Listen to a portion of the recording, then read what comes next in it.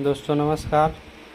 आज हमारे पास आहूजा का BTZ 1000 वाट का है, डबल जोन का। इसमें मोनो पे साउंड नहीं आ रहा है, लाइन इन पर आ रहा है साउंड, लेकिन बहुत कम आ रहा है। तो दिखाते हैं आपको चालू करके इसको। ये देखिए, सीरीज पे लगा दिया। ये देखिए, सीरीज बल्ब ब्लो किया, बंद हो गया। ये देखिए ऑन हो गया है।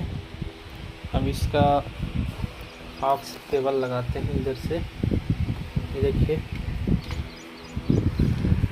दिखा रहे हैं आपको।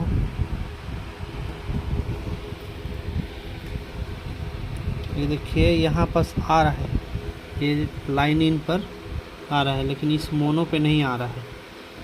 इस मोनो पे एक बार इसमें दिखा देते हैं आपको। ये देखिए।